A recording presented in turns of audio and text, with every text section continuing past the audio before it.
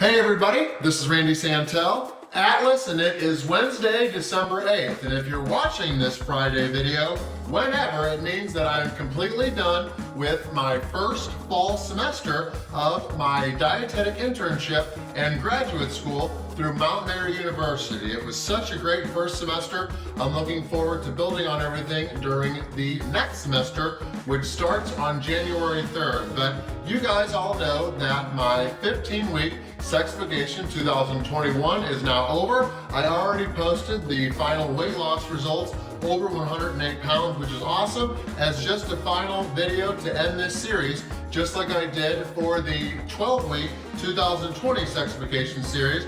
I wanted to post my blood levels and everything related to the blood test and urinalysis that I received, which was last Wednesday, December 1st. So I'm going to compare the numbers that I got today to the numbers that I got through the blood test and urinalysis that was taken back on April 4th, 2020. So let's just start going through the numbers, starting with what I'm most concerned about. I get so many comments on all the videos related to my blood sugar levels and anything related to diabetes and stuff like that. So the first thing I look at when I see new blood numbers and stuff like that is I look at the glucose. My fasting blood glucose, I was fasted for well over 8 hours before I took this test.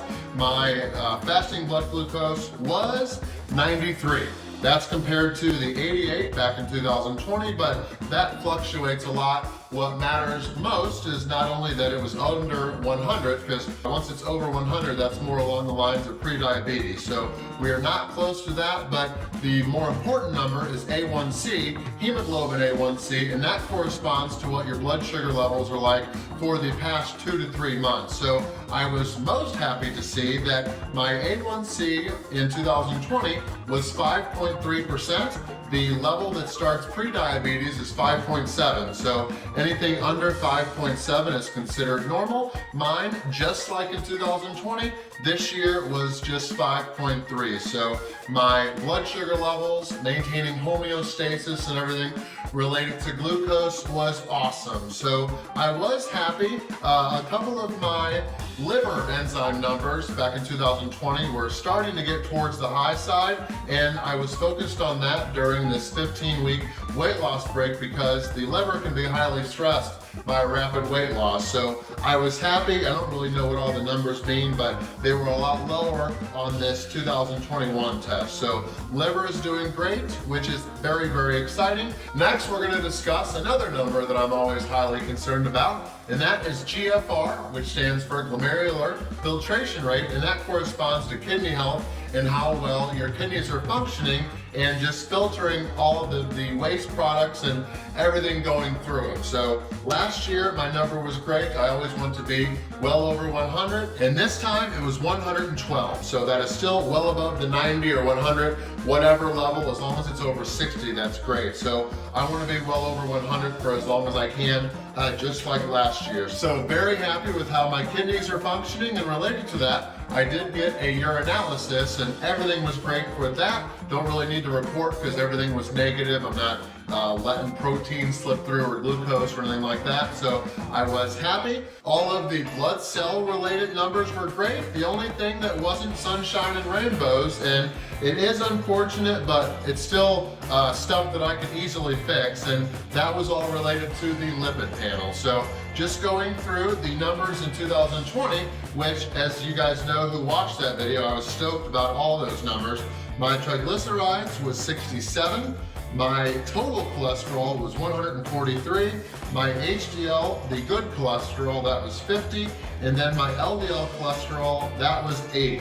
My cholesterol to HDL ratio, they want that to be under 5, and mine was 2.9. So everything was great, and just with that, this year too, my thyroid, all that is functioning great. But regarding the lipid panel, just had one number that's not very pretty. My triglycerides did go up, went from 67 up to 112. That is still well below the 150 threshold, but I do want to work on that just because it was so much lower in 2020.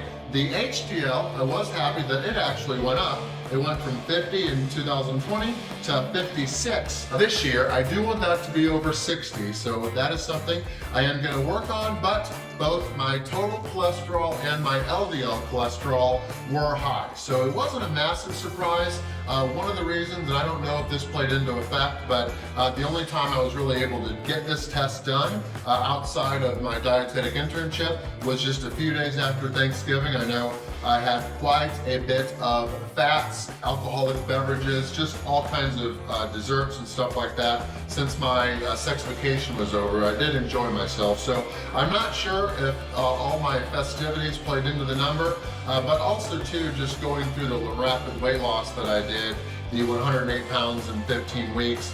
Just not sure how everything played into this, but my total cholesterol was 221, and it is supposed to be under 200. And then LDL cholesterol was at 142. So primarily you want that to be under 100, like it always has been in tests before this. So that does concern me, not a whole lot, because I know how to control it. Things are a lot easier to cope with and deal with when you know what you're doing. So while that is something that is not great, it is something that I do plan on working on. I'm going to get back to doing food challenges again pretty steadily on weekends once my next semester starts, which is, like I said earlier, on January 3rd. So all of the upcoming weekends, once the new 2022 year starts, we'll be doing challenges, but it will be easier to work on lowering my cholesterol, my triglycerides, and a whole lot else, because I'll just really be doing food challenges on weekends.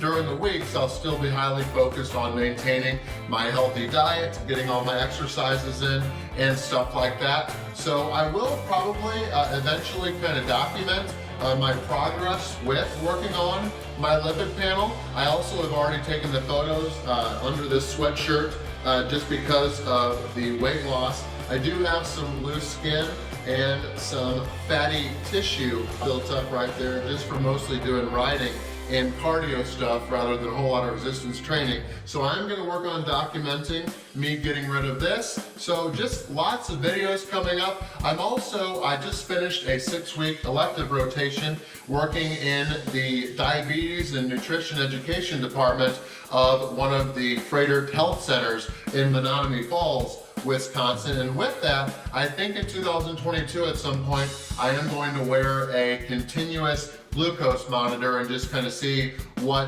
food challenges do to my glucose levels. So we're only going to be doing 2 videos a week primarily in 2022 moving forward while I'm doing my internship. So that will give me some extra time to film just some more fun videos, and some of those will be related to health. So it is all good. Still very, very excited about everything coming up. Overall, I'm still very happy with how the numbers came in, just because all of the glucose numbers were great, GFR is great. And this is really the first time I had something to work on related to the lipid panel and blood levels and everything like that. So that is it for this video. I appreciate you guys all watching and tuning in, and thanks to everybody that followed along with the entire Sexification 2021 series. So still a lot of stuff left to do, and I appreciate you guys all following along. But happy holidays to everyone, you all and your families. Really appreciate all the continued support. Until my next video, this is Randy Santel, Atlas, hoping you guys always, always, always